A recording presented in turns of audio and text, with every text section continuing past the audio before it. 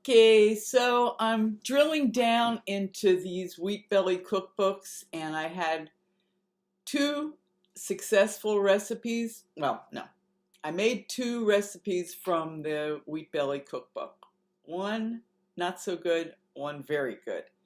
And then I also went on the internet and I found a wonderful recipe for baked tofu, which didn't have to do with cornstarch because I had, you know, found a baked tofu recipe with cornstarch, which gives it that nice crispy shell.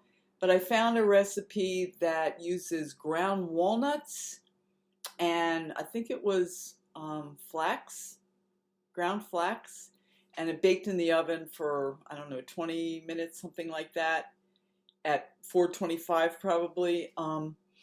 Just Google a recipe for baked tofu with ground walnuts, and it was really, really good. I think you could also use another ground nut. Um, and they may have actually encouraged you to use ground cashews too, which I didn't have.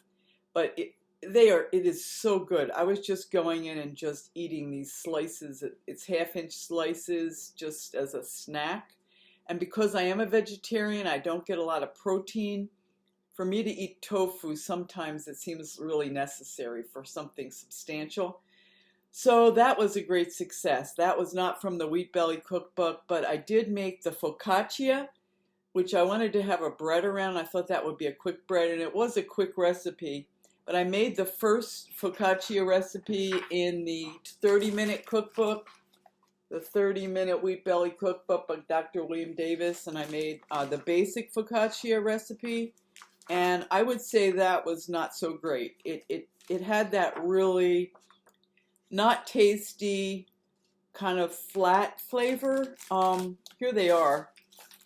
Here they are. Here's an example of the focaccia. It's basically kind of just a flat bread. And the reality is, if you're really hungry and you're on this kind of diet and you're not getting any like real substance, you're not cooking, you just want a fast snack, you'll eat something like this, even though it has very little flavor. It reminds me of the type of breads I would make on the Pritikin diet, which were flavorless and just something to eat. Something maybe to put like a hummus salsa topping on or something like that, something with a little flavor. However, they do have a more complex herb focaccia flatbread, which has mozzarella cheese in it, has Kalamata olives in it. It has egg whites, which you whip, whipping the egg white so you get some lightness. I'm seeing that a lot of these breads on the Wheat Belly diet have to do with egg whites, and you have to whip them. One bread I made used, I think it was like 10 egg whites. It's just like an entire carton of eggs. And it took me forever to whip it because I don't have an electric mixer, which I should get. But because, you have to, well, actually, I think they recommended that you whip these by hand. There was no indication you should use a mixer. And to get 10 egg whites to stiffen takes a while. But anyway, I'm going to try this herb focaccia flatbread.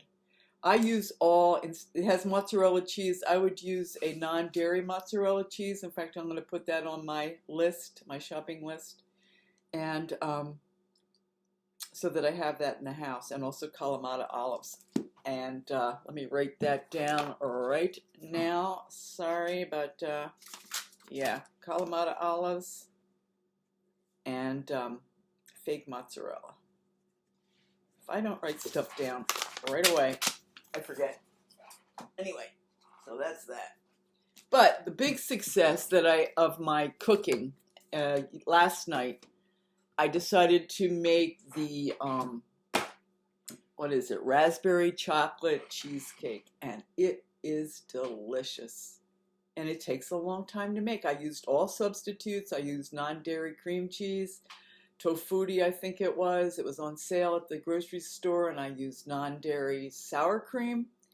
And took a couple eggs. What else does it have in here? Has some chocolate chips. And the sweetener I used, what did I use? I used the Truvia. I used Truvia, And then it has a chocolate glaze topping, which I haven't done yet. And I actually had it for breakfast. I woke up. You have to set it up in the fridge, and I let it sit overnight in the fridge. It worked well. I used a spring pan. It held together. It has a nice, what kind of a base does it have? It was ground walnuts with coconut oil. I used Truvia and unsweetened cocoa powder, and it's really just delightful. I'm going to freeze it. I'm going to cut it into slices and put it in the freezer, and I'll just take it out slice by slice because it's very rich. And I don't think I'll put the chocolate topping on it because I'm not always going to want a chocolate topping. This is, you know, I had it for breakfast. It's like cheesecake for breakfast. Well, we all know about that. But anyway, so I did do 3 of the recipes. The saga of my runny nose, it was running today, and I have been pretty strict, although last night I got really hungry, and I took some of this tasteless flatbread, and I put ghee on it and strawberry jam, like regular old sugary strawberry jam. That could have been it. I don't know. But I was feeling so good. Everything was so clear. My allergies had all cleared up. And then that happened, and maybe that was it. I don't know. This is all just speculation and trial and error. But I just did want to report that I made that cheesecake recipe, which I would highly recommend, and also the tofu with the ground nuts baked in the oven. And I can't remember right off the top of my head what else it had in there, but it was really, really good. So anyway, that's it for now. Just wanted to get this off. As I make these recipes, I'm just going to report what's a success, what's a fail, and it does take a lot of time. I knew that, to stay on this diet, but I'm increasing my food vocabulary in terms of what I can cook, and that cheesecake was a real success. So that's it.